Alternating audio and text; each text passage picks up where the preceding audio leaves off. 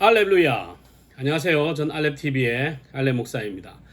오늘은 이제 병원에서 장례를 당했을 때 어떻게 대처해야 되는가에 대해서 말씀을 드리겠습니다. 대부분 병원에서 장례를 할 경우에는 마을이나 그 자기 사는 동네에 있는 병원으로 오시죠. 왜냐하면 큰 병원에서나 요양원에서 이렇게 이제는 살 수 없다 이야기해서 치료를 할 수 없으니까 이제 뭐 근처 병원으로 오십니다. 그러면 이제 살 날이 얼마 안 남으신 거잖아요. 그러면 이제 딱 보고 이제 의사와 이제 간호사들하고 이제 상담을 한 뒤에 이제 돌아가시기 이제 직전이 오면 교회에 이제 연락을 해서 임종 예배를 부탁을 하시면 됩니다. 뭐 돌아가시고 나면 임종 예배가 아니죠. 예, 그럼 이제 위로 예배가 되는 것이고, 돌아가시기 전에 임종 예배를 부탁을 하십시오. 그리고 이제 임종 예배를 한다고 해서 돌아가시지는 않아요. 앞에도 말씀드렸지만 임종 예배 하면서 돌아가시는 걸 보는 것은 참 영광이에요. 근데 실제로 그렇게 보는 경우는 많지 않습니다. 저 같은 경우는 한 분이 이제 곧 돌아가신다 해서 가서 임종 예배를 드렸는데, 그 임종 예배를 열흘을 드렸습니다. 열흘 매일 가가지고. 왜냐하면 이제 열흘 동안 이분이 사신 거죠. 예. 곧 돌아가실 줄 알았지만 길게 사시는 경우도 있다. 하지만 유가족 입장에서는 이제 돌아가시기 직전에 교회에 연락해서 무조건 임종 예배를 부탁하십시오. 그리고 이때 가족들이랑 빨리 모여가지고 뭘 해야 되냐면 화장을 할지 매장을 할지 수목장을 할지를 결정하셔야 합니다. 근데 도시마다 다른데 이제 앞으로는 매장을 못 하게 돼요. 그게 이제 불법이 되는 겁니다. 그러면 그냥 매장을 안 하시는 게 좋아요. 뭐 자기 선산에 이미 묘터가 있다. 그러면 매장을 하셔야죠. 그런데 그 어떤 공원에 가서 묻혀야 된다 이러면 매장을 안 하시는 게 좋고, 화장을 하셔가지고 납고를 하시는 것이 좋다. 아니면 수목장을 하든지. 그래서 제가 사는 통영시, 거제시 뭐 이런 쪽에는 수목장을 계속 이제 추천을 하고 합니다. 수목장이라는 것은 똑같아요. 매장하고 똑같은데 무덤이 있는 게 아니고 그냥 나무 한 그릇 세워놓고요. 그 바닥 밑에 이렇게 근처에다가 이렇게 매장을 하는 거예요. 그 이제 화장을 한 것을 여기에다 놓고 매장을 하는 거죠. 근데 매장하는 사이즈가 작고 그다음에 나무가 나중에 한참 커질 거기 때문에 간격이 넓어요. 그러니까 사실은 한 사람이 들어가는 매장하고 그렇게 큰 차이는 나지 않습니다. 하지만 나중에 이게 이제 썩고 나면 나무가 그 양분을 묻고 자란다라는 이제 좀 차이가 있겠죠. 빨리 그 결정을 하셔야 돼요. 그죠? 그래야 이제 화장터로 갈지 뭐 선산으로 갈지 결정하는 거니까 빨리 그거는 돌아가시기 전에 모여가지고 결정을 하셔야 됩니다. 그리고 이게 중요한데 오해하지 마시고 들으십시오.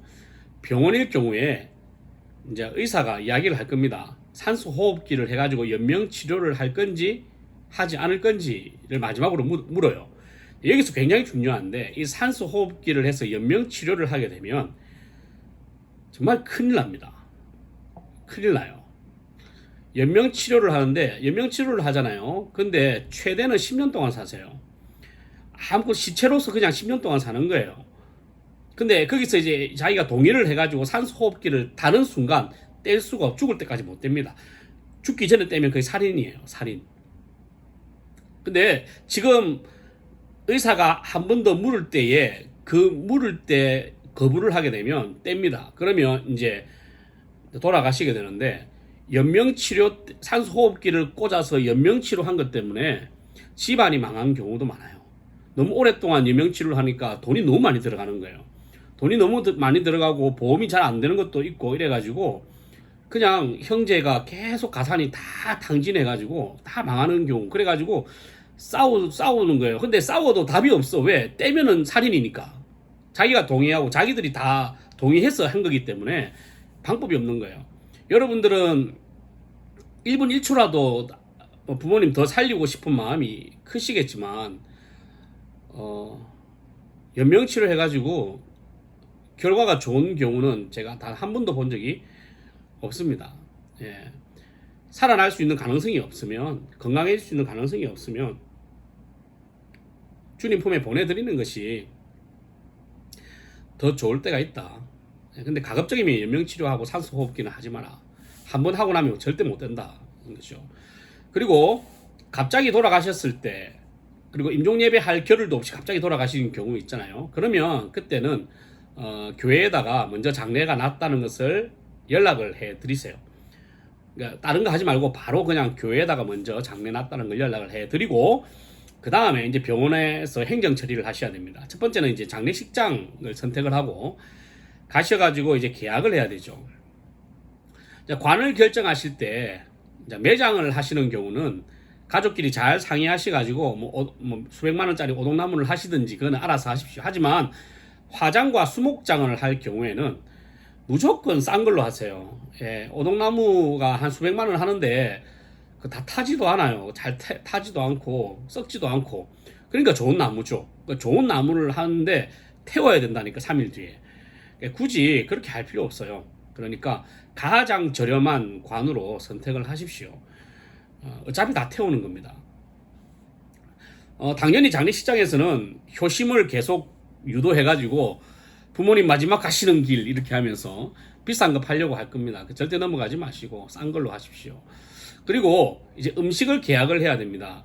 여러분은 당연히 수육은 장례식장 가면 다 나온다고 생각하시죠? 아닙니다. 그거 다 선택을 해서 추가 옵션입니다. 음식은 기본 찬에서 하나씩 추가해지는 건데 기본 찬이 굉장히 허술해요. 그래서 하나씩 추가하다 보면 굉장히 돈이 높아집니다. 그래서 손님이 적당히 올 것 같다 하면 그냥 기본 찬으로만 하십시오.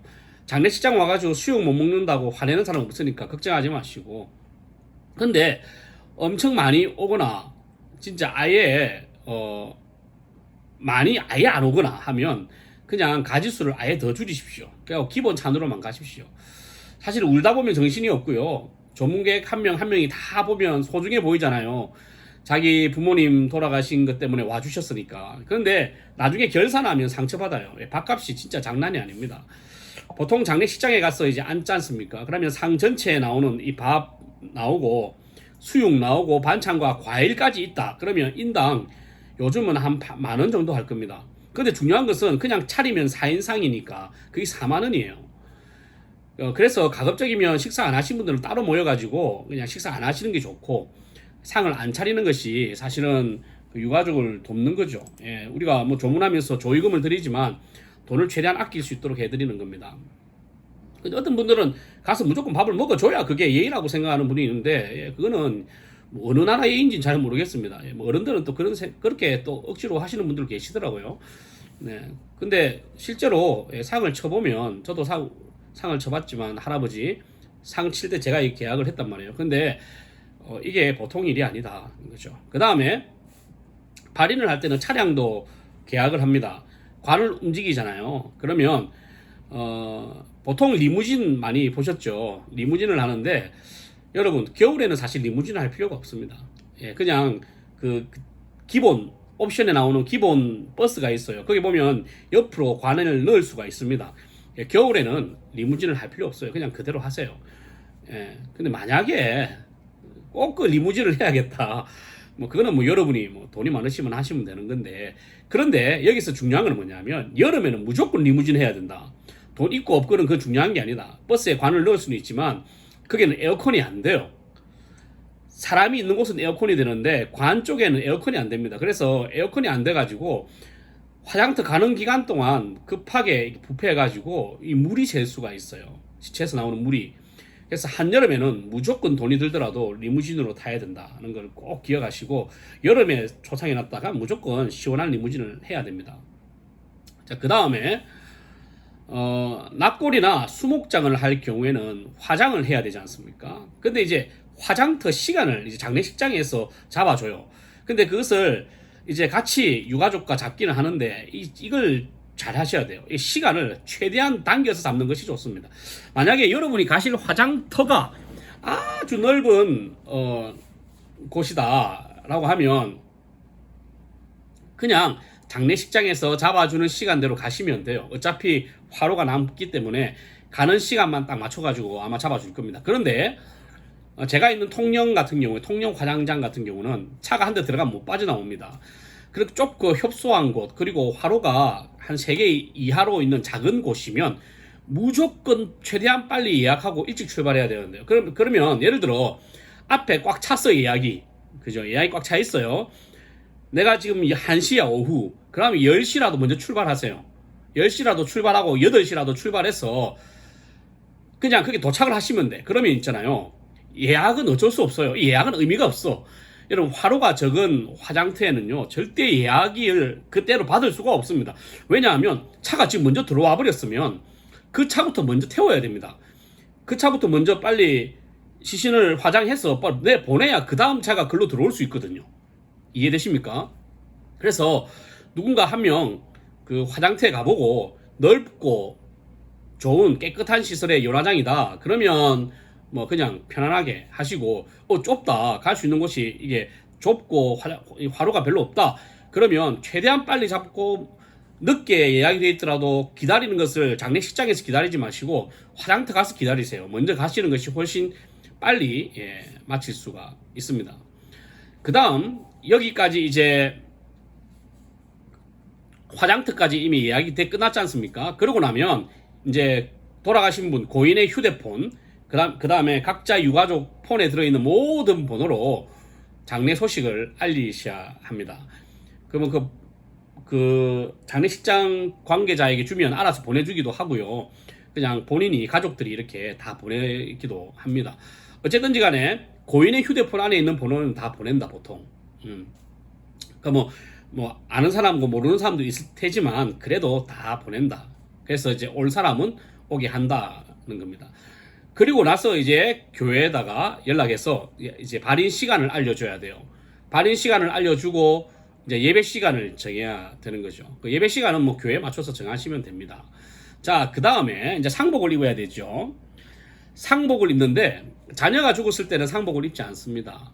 그리고 부모님이 죽었을 때는 상복을 입는데 요즘은 딱히 예의를 그렇게 차리진 않아요. 하지만 혹시나 장례식장에 와 있는 집안의 어르신들 중에 유교 정신이 아주 투철을 하시거나 아니면 기독교인이긴 하지만 오래 사셔가지고 그 예의를 아주 중요하게 생각하시는 분들이 계시다면, 한 분이라도 계시다면 그분에게 상처를 줄 수 있기 때문에 이것을 지키셔야 됩니다. 그게 뭐냐면 입관을 하기 전에 조문을 받을 수 있어요. 그때는 상복을 반만 걸치는 것이 예의고, 입관할 때부터 상복을 다 입는 것이 예의다는 거라, 그죠? 이거는 어른들이 굉장히 그걸 또 민감하게 생각하시는 분들이 계세요. 왜 그런 거 가지고 따지냐라고 싸우면 그거는 문제인 거예요. 장례식에 가장 중요한 거는 싸우지 않는 거다. 무조건 들어줘라. 뭐 우리가 예의를 차리면 되는 거니까. 그 다음에 곡이죠, 곡. 곡은 하지 않아도 됩니다. 아버지가, 어머니가 돌아가시든 할아버지, 할머니가 돌아가시든지 우리는 곡을 하지 않습니다. 요즘 장례식장은 종교별로 이게 다 세팅이 되어 있어가지고 사람들이 기독교인이다 라고 하면 곡을 하지 않는 것을 다 알고 있습니다. 믿지 아니하는 사람들이 와서 곡을 한다 그러면 가만히 두면 됩니다. 그리고 곡 다 하고 알아서 다 하고 인사할 때 같이 인사하시면 되겠습니다.